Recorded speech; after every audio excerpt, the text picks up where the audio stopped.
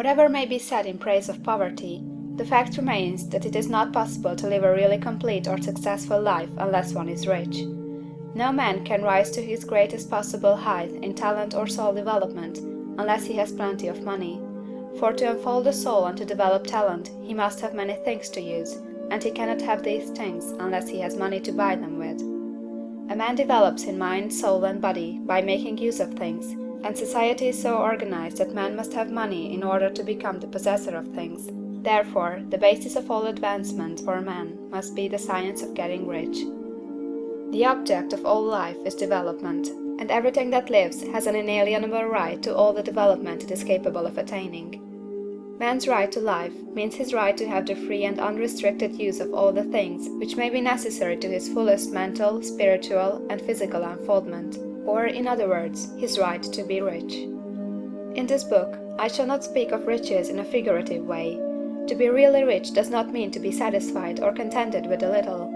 No man ought to be satisfied with a little if he is capable of using and enjoying more.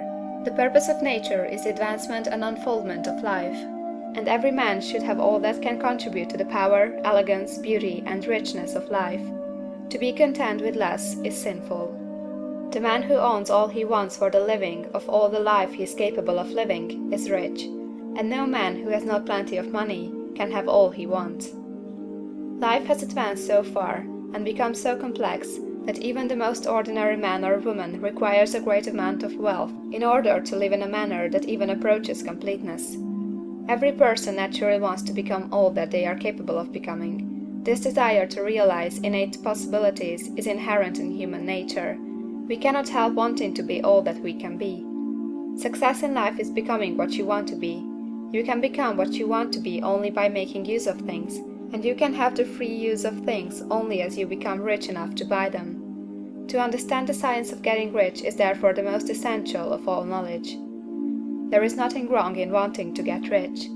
The desire for riches is really the desire for a richer, fuller, and more abundant life, and that desire is praiseworthy. The man who does not desire to live more abundantly is abnormal, and so the man who does not desire to have money enough to buy all he wants is abnormal.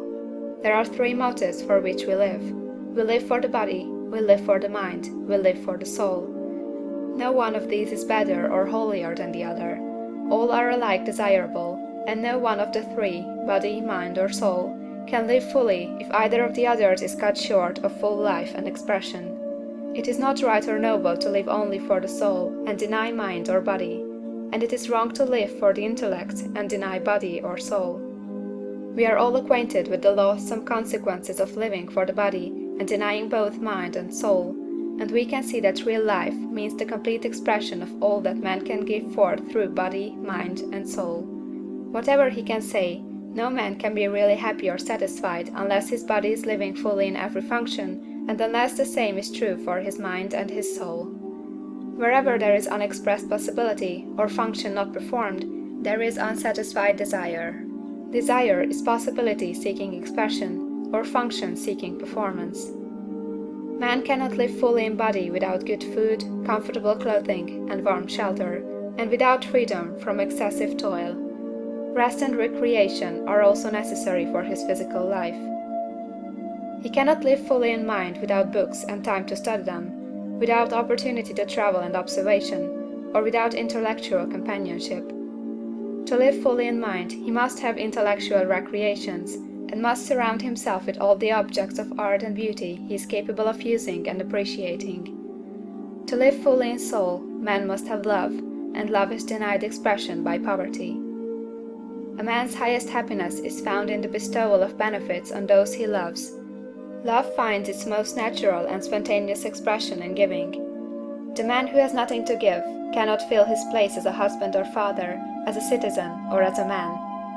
It is in the use of material things that a man finds full life for his body, develops his mind, and unfolds his soul. It is therefore for supreme importance to him that he should be rich. It is perfectly right that you should desire to be rich. If you are a normal man or woman, you cannot help doing so. It is perfectly right that you should give your best attention to the science of getting rich, for it is the noblest and most necessary of all studies. If you neglect this study, you are derelict in your duty to yourself, to God and humanity. For you can render to God and humanity no greater service than to make the most of yourself.